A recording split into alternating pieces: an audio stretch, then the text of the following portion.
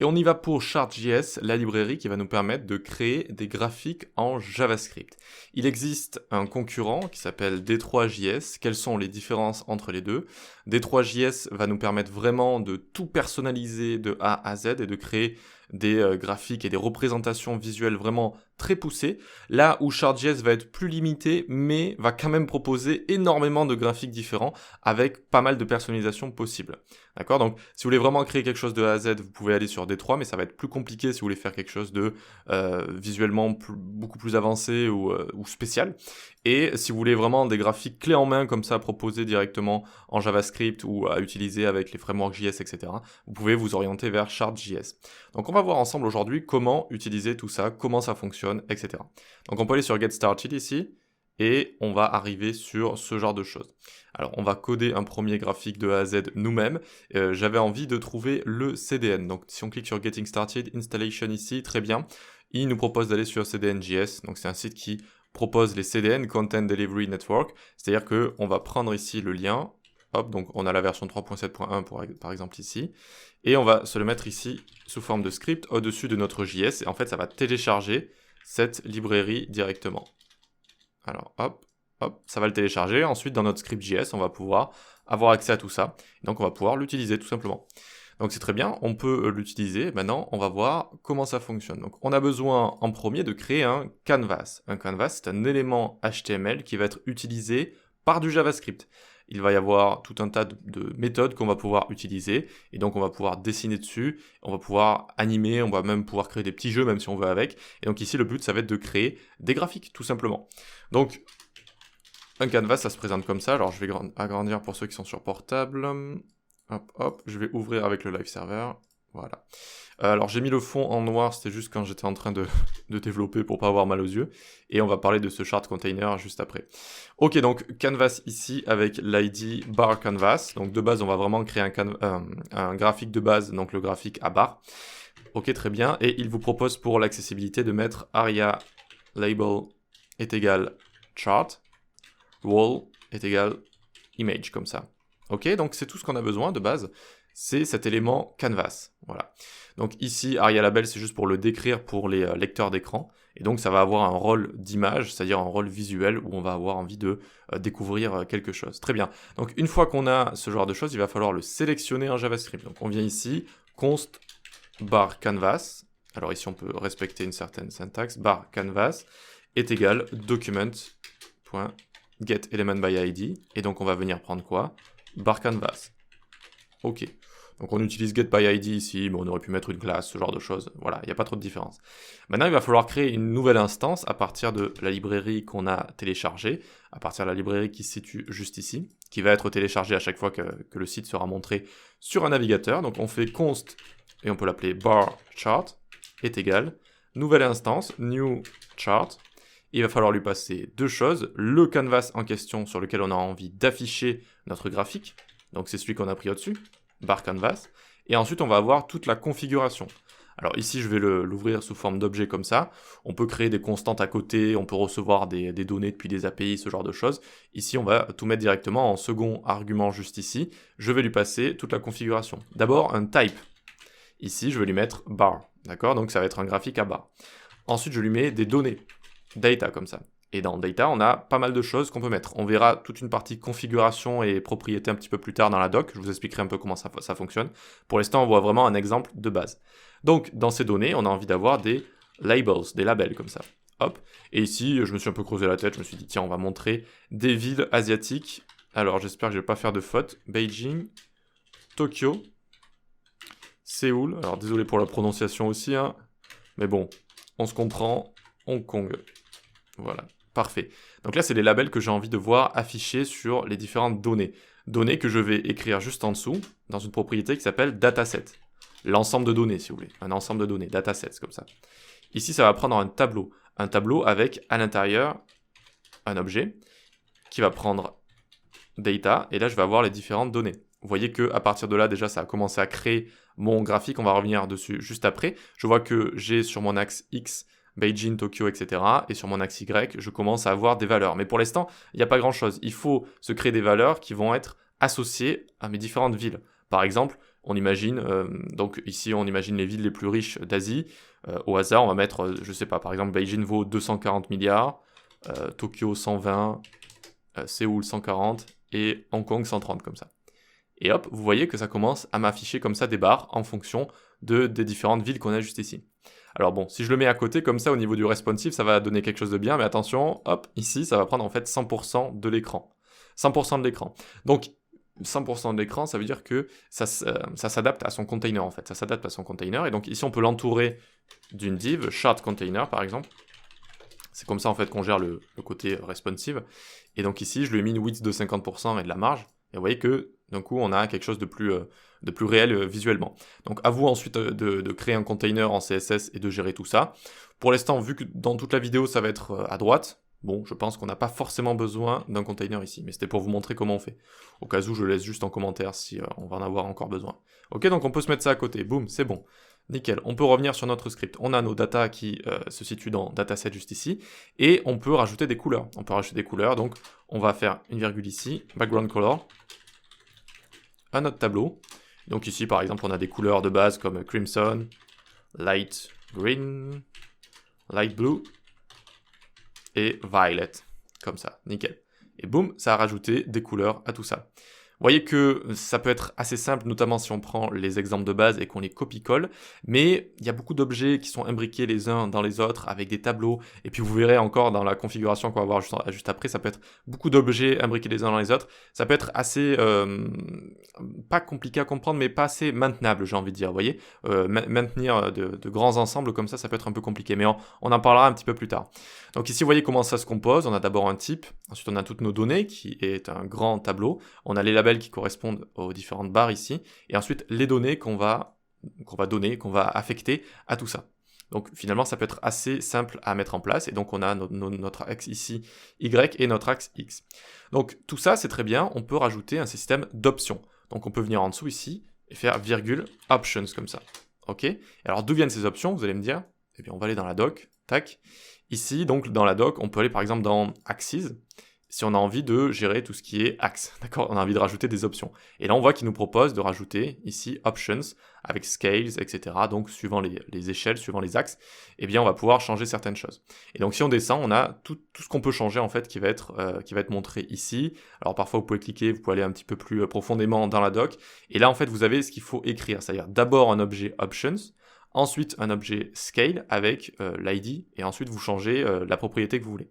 Et donc ça se présente comme ça. Options, scale, x-axis, et ensuite vous changez ce que vous voulez. Ok, très bien, très bien. Donc on va voir un peu ce qu'on pourrait changer juste ici. Donc dans option, juste là, je vais m'occuper des scales et l'axe Y. Et donc ici, je peux rajouter Suggested Max par exemple, et je mets 500, et là on peut voir que l'échelle va changer. Maintenant elle est de 0 à 500. Donc ça peut être bien si vous avez envie d'afficher avec un autre ratio, avec une autre valeur, une autre échelle, vos différentes valeurs juste ici, pour mieux s'y retrouver parfois. Voilà, ensuite on pourrait changer la taille par exemple des écritures qu'on a sur l'axe Y. Donc il va falloir faire une virgule juste ici, donc on appelle ça les ticks. On va gérer la fonte, donc la police d'écriture, et ce qui est lié à la police d'écriture, on a envie de changer la taille, et donc size juste ici. Je peux mettre 50, et ça va afficher tout ça en très grand, par exemple, vous voyez, on le voit affiché en très grand, mais si vous voulez quelque chose de plus réel, on pourrait mettre 18 comme ça, par exemple, hop, et on voit tout ça. On peut aussi gérer le padding, l'espacement des ticks, etc., etc. Ok, très bien, et donc là, vous voyez que je suis sur l'axe Y, je peux faire une virgule, et gérer l'axe X également. Et je vais dans ticks, et je vais dans font, et je vais dans size. Alors du coup, vous l'aurez remarqué, donc là ça va afficher tout ça un petit peu plus grand, là on voit que c'est un petit peu mieux, on peut lire Tokyo, Séoul, etc. Cette présentation sous forme d'objets imbriqués, ça devient rapidement assez dur à maintenir, au moins visuellement c'est assez dur à débugger ou à essayer de s'y retrouver. Voilà, s'il y a un reproche que je pourrais faire, c'est ça.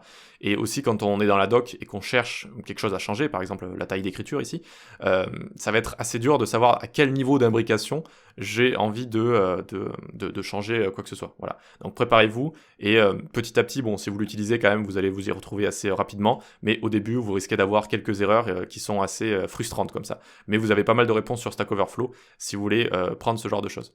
Voilà donc comment on peut changer. On a les options juste ici. En fait, on a tout ce qui est données juste au-dessus. Voilà. Donc ça se présente comme ça et ça nous permet de créer toute forme toutes sortes de graphiques comme ça.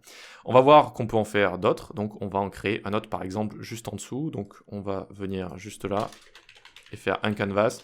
Alors à la limite, je peux juste copier celui-là. Hop. Et lui, je vais l'appeler Py Canvas. Lui, je vais le mettre en commentaire. Et on va venir juste ici, je vais descendre, tout ça je peux le mettre en commentaire aussi, donc CTRL/ ou CTRL-C. Et cette fois, donc je vais juste le copier, hein, histoire de ne pas tout recopier à chaque fois avec vous quand même.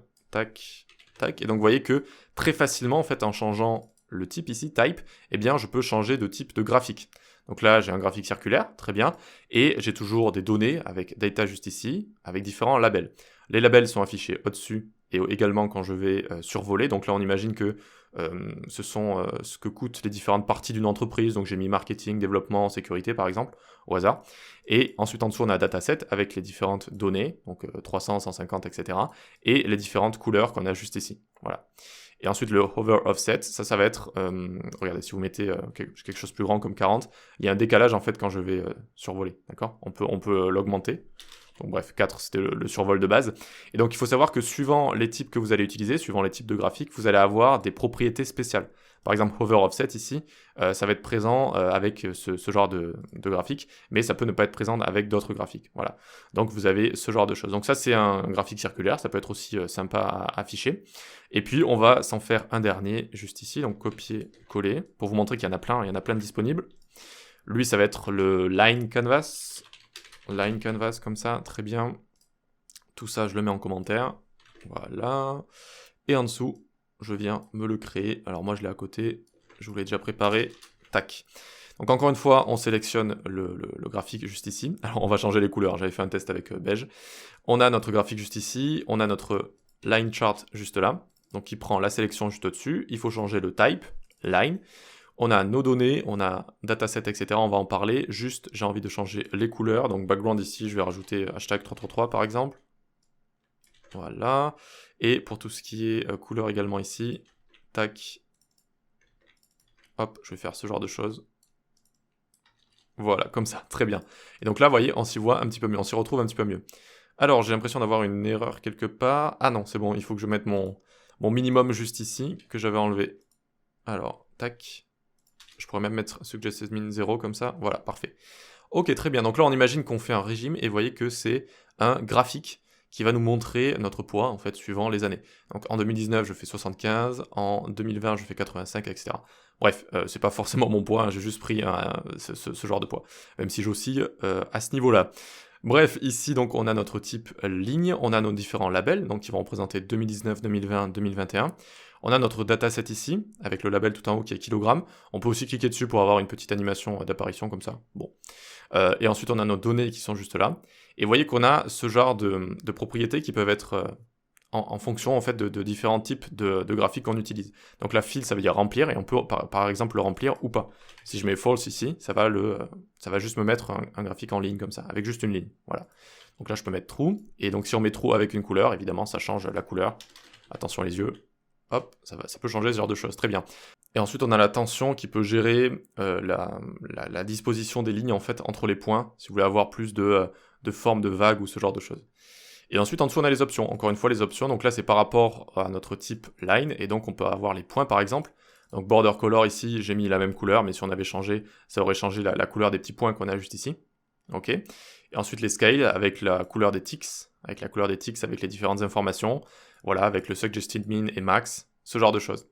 Ok, donc voilà comment on crée ce genre de choses. On utilise des canvas, ensuite on fait des nouvelles instances à chaque fois, on fait attention au type, on renseigne les données, etc. On peut changer le système d'options. Alors, c'est vraiment très pratique, hein, Chart.js c'est très pratique, notamment si on a envie de juste copier-coller un graphique, ça peut se faire très rapidement. Par contre, dès qu'on a envie de le configurer, là ça peut être un petit peu plus compliqué je pense pour des débutants. Il va falloir aller dans la doc, il va falloir se plonger dedans et bien comprendre en fait ce que j'ai besoin de rajouter et où j'ai besoin de le rajouter. Alors à chaque fois il faut vous fier à ce genre de choses que je trouve pas super intuitif, mais bon, plus vous allez l'utiliser, plus vous allez le comprendre, ça se comprend assez vite quand même. Et donc ensuite vous allez avoir les différentes propriétés que vous changez ici. Je vous conseille de, par exemple, si vous avez envie de changer la taille d'écriture, vous pouvez taper par exemple Alors, Tix font size chart.js. Et vous allez tomber en fait sur des posts Stack Overflow, sur des threads, qui vont vous l'expliquer assez facilement avec à chaque fois une démonstration sous forme de code, qui est, je pense, plus simple à comprendre que ce genre de tableau comme ça, ce genre de tableau. Voilà. Donc ici, ça va vous montrer à chaque fois. Alors faites attention à la version. On est à la version supérieure à 3. Voilà, mais en général, il vous l'explique assez facilement. Et du coup, vous avez compris que là, il faut aller dans Options, Scale, Tick, Font et Size. Et enfin, vous pouvez changer ce genre de choses. D'accord? Donc, dès que vous avez envie de changer quelque chose, par exemple la couleur des ticks, vous tapez Color, Ticks, Chart.js, Stack Overflow, ce genre de choses. Dès que vous voulez changer toutes sortes de choses, d'animation et compagnie, vous allez directement sur Stack Overflow. Et sur la doc aussi, mais un petit mélange des deux. Et vous allez beaucoup mieux vous y retrouver. Si vous voulez tous les types de charts, vous les avez ici. Et donc, par exemple, on a la barre qu'on a juste ici. Des bulles, tout ce qui est donuts et pie charts, des lignes, etc., etc. Il y a pas mal de choses, ça peut être assez sympa de voir tout ça. Voilà. Et voilà, c'est bon pour Chart.js. Donc vous pouvez également l'utiliser avec React, avec Vue, avec tous les frameworks JS.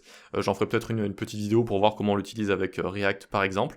Et donc c'est une librairie, un outil qui est vraiment très sympa, qui permet de facilement mettre en place des graphiques par rapport à D3JS, qui a une personnalisation qui est beaucoup plus grande. On peut vraiment créer beaucoup plus de choses. En fait, on va créer soi-même tout ce qui est axe, on va créer soi-même tout ce qui est carte ici par exemple, mais ça peut être tout ce qui est à l'intérieur, tout le contenu qui est à l'intérieur. Sous forme de SVG, on va tout créer à l'intérieur directement. Là, en fait, c'est créé à notre place et il y a quand même une grande part de personnalisation. Donc, on peut quand même faire pas mal de choses. Voilà pour ça, génial. Venez sur le Discord, on parle de développement web. Venez suivre les cours sur les plateformes d'e-learning et abonnez-vous à la newsletter. On se dit à la prochaine.